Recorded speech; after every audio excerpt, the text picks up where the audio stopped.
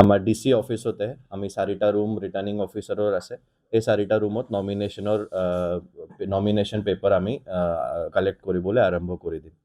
যিকোনো ক্যান্ডিডেট যোনে nomination file কৰিব বিচাৰিছে তেখেতসকলে গোটেই 4টা সমষ্টিৰ বেলেগ বেলেগ ৰিটাৰ্নিং অফিসাৰৰ চেম্বাৰ আছে তাতে আহি তেখেতসকলে নমিনেশন পেপাৰ ফাইল কৰিব পাৰে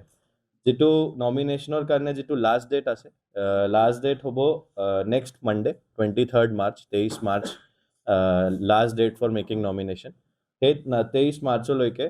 যিকোনো ক্যান্ডিডেটে যোনে বিচাৰে নমিনেশন ফাইল কৰাটো ৰিটাৰ্নিং অফিসাৰ ৰুমত আহি নমিনেশন ফাইল কৰিব পাৰে নিয়ম মতে এজন ক্যান্ডিডেটে ম্যাক্সিমাম 4টা নমিনেশন পেপাৰ ফাইল কৰিব পাৰে সো যিমানে এটাও পাৰে দুটাও পাৰে তিনিটা 4টা ম্যাক্সিমাম 4টা নমিনেশন পেপাৰ এজন ক্যান্ডিডেটে ফাইল কৰিব পাৰে যিমানখিনি নমিনেশনস আমি 23 তাৰিখলৈকে পাম গোটেই 4টা ৰিটাৰ্নিং অফিসাৰ আমাৰ ইয়াত উপস্থিত আছে তেখেতসকলে 24 তাৰিখে টিউজডে এই গোটেইকেইটা নমিনেশন পেপাৰৰ স্ক্ৰুটনি কৰিব আৰু স্ক্ৰুটনি কৰি তাৰ একসেপ্ট বা ৰিজেক্ট যি হয় as per qualification as per eligibility তেখেতসকলে ডিসিশন দিব অন ডেট অফ স্ক্ৰুটনি যেটো হ'ব 24 মাৰ্চ টিউজডে দিনাখন আৰু যদি স্ক্ৰুটনি পাছত কোনবা ক্যান্ডিডেটে নিজৰ নমিনেশন উইথড্ৰ কৰিব বিচাৰিছে সো হে উইথড্ৰলৰ লাষ্ট ডেট হৈছে 26 মাৰ্চ উইথড্ৰল 24 তাৰিখৰ পাছত স্ক্ৰুটনি পাছত 25 আৰু 26 দুই দিন উইথড্ৰ কৰিব পাৰে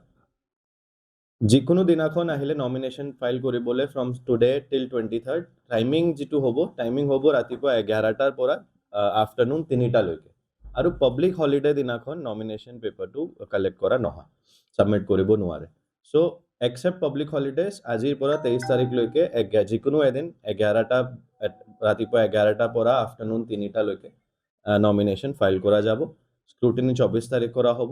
উইথড্ৰলৰ লাষ্ট ডেট 26 তাৰিখ আছে তো 26 তাৰিখৰ 3 বজালৈকে আমি উইথড্ৰলৰ এপ্লিকেশন সংগ্ৰহ কৰিম